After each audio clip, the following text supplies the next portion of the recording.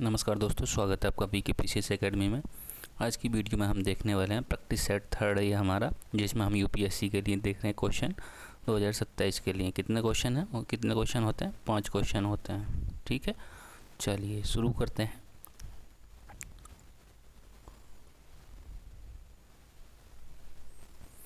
Question है, Artemis second mission के तहत मिशन के संदर्भ में निम्नलिखित कथनों पर विचार करना है। फर्स्ट है, यह 50 से अधिक वर्षों में पृथ्वी की निम्न कक्षा से परे पहला मानव मिशन होगा। और सेकंड है, इस मिशन का प्राथमिक उद्देश्य अंतरिक्ष यात्रियों को चंद्रमा की सतह पर उतारना है। तो इसमें पहला ऑप्शन ठीक है, दूसरा गलत है, क्योंकि इसका जो उद्देश्य है, जो पहले ओरियन अंतरिक्षयान की प्रणाली होती हैं और जीवन रक्षा जो उपकरण होते हैं उनकी प्रक्रियाओं का परीक्षण करना है। ठीक, तो ये गलत हो जाएगा, तो इसमें होगा आपका ऑप्शन ए राइट हो जाएगा। चलिए सेकंड क्वेश्चन देखते हैं। इसमें हम 5 मिनट में 5 क्वेश्चन करेंगे। क्या कह रहा है क्वेश्चन? निम्नलिखित में से कौन सा विकल्प डिजिटल इंडिया भू अभिलेख आधुनिकीकरण कार्यक्रम यानी कि DILRMP के उद्देश्य का सर्वोत्तम वर्णन करता है? सीमांत किसानों के बीच भूमि का पुनर्वितरण करना, बेहतर शासन के लिए भू अभिलेखों का डिजिटलीकरण करना और आधुनिकीकरण करना, कृषि इनपुट के लिए सब्सिडी प्रदान करना, कृषि बाजारों को विनियमित करना। तो इसमें क्या हो जाएगा? बेहतर शासन के लिए भू अभिलेखों का डिजिटलीकरण करना और आधुनिकीकरण करना। ऑप्शन हो जाएगा बी राइट। जो आर्टेमिस जो मिशन था ये कब लॉन्च हुआ था? तो ये हुआ था आपका 1 अप्रैल। इसको ध्यान रखेंगे, कब हुआ था? 1 अप्रैल 2026 को ये लॉन्च हुआ था। 2026 को लॉन्च हुआ है। चलिए देखते हैं सेकंड क्वेश्चन। सेकंड क्वेश्चन हो गया हमारा, ये जो है भारत सरकार की क्या है? भारत सरकार का एक प्रमुख क्षेत्र कार्यक्रम माना जाता है इसको। ठीक, और ये जो काम करता है किस लिए शुरू किया गया था ये? तो जैसे कि भूमि प्रबंधन है उनको पारदर्शी बनाने के लिए और संपत्ति के विवादों को कम करने के लिए इसकी शुरुआत हुई थी। ठीक है, DILRMP की। तो ये भी ध्यान रखना है। यदि इसका उद्देश्य, मुख्य उद्देश्य की बात की जाए, इसका मुख्य उद्देश्य क्या है? इसका मुख्य उद्देश्य देख सकते हैं, जैसे कि एकीकृत भूमि और सूचना प्रणाली विकसित करना है। ठीक, तो ये भी ध्यान रखना मुख्य उद्देश्य। चलिए थर्ड क्वेश्चन देखते हैं। क्या कह रहा है थर्ड क्वेश्चन में? मॉन्ट्रियल प्रोटोकॉल के किगाली संशोधन के उद्देश्य का सबसे अच्छा वर्णन निम्नलिखित में से कौन सा है? वैश्विक स्तर पर सभी ग्रीन हाउस गैसों को समाप्त करना? नहीं, ये तो नहीं होगा। कह रहा जलवायु प्रभावों के कारण हाइड्रोफ्लोरोकार्बन के उपयोग को चरणबद्ध तरीके से कम करना। यही इसमें ऑप्शन होगा बी राइट। बाकी हम ऑप्शन देखेंगे नहीं। अब बात करते हैं हम इसकी, मॉन्ट्रियल प्रोटोकॉल कब हुआ था? तो ये हुआ था 1987 में। कब हुआ?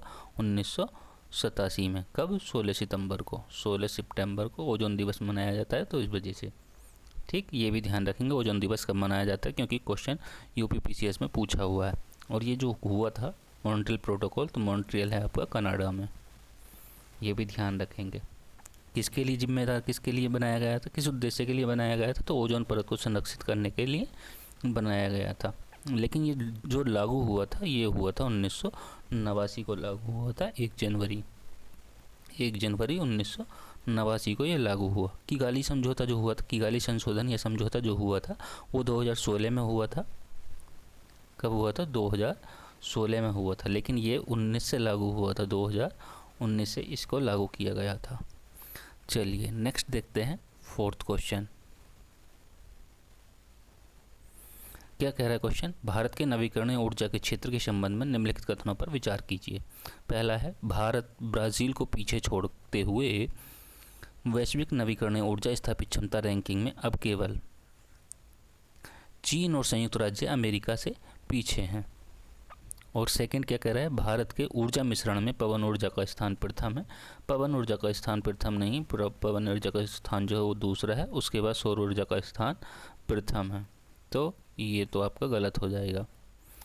अब ये कह रहा है भारत ने 2030 से पहले ही 500 गीगावाट गैर जीवाश्म ईंधन क्षमता का अपना लक्ष्य प्राप्त कर लिया है।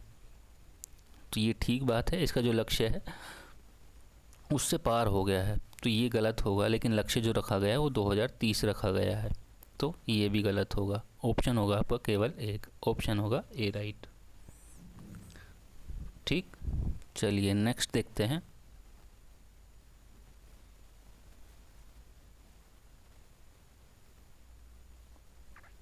क्वेश्चन है ज्योतिराव गोविंद राव फूले के संदर्भ में निम्नलिखित कथनों पर विचार करना है।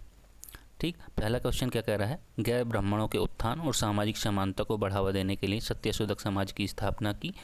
और सेकंड क्या कह रहा है, उन्हें 1873 में विट्ठल राव कृष्णाजी वंडेकर द्वारा महात्मा की उपाधि से सम्मानित किया गया था। और ये कह रहा है उपरोक्त में से कौन सा गलत है, गलत बताना है। तो ये जो उपाधि दी गई थी इनको, वो कब दी गई थी, 1888 में दी गई थी, 1888 में। तो ये आपका 1873 जो है ये गलत हो जाएगा, तो ये गलत है। और ये कह रहा, फर्स्ट कह रहा है गैर ब्राह्मणों के उत्थान और सामाजिक समानता को बढ़ावा देने के लिए सत्यशोधक समाज की स्थापना की थी, ये ठीक है आपका। तो इसमें ऑप्शन हो जाएगा ए। सत्यशोधक समाज की जो स्थापना हुई थी वो कब हुई थी, वो 1873 में हुई थी, 1873 में। ठीक, 24 सितंबर को, सितंबर ध्यान रखना है। कहाँ, पुणे में की गई थी, पुणे यानी कि महाराष्ट्र में।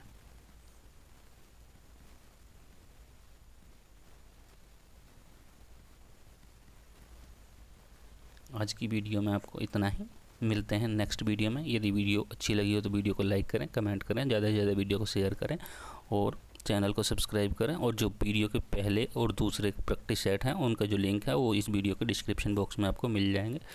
और क्वेश्चन के आंसर देने के लिए आपको टेलीग्राम चैनल ज्वाइन कर लेना है और वहाँ से आपको PDF भी मिल जाएगा, तो वहाँ से आप PDF भी प्राप्त कर सकते हैं।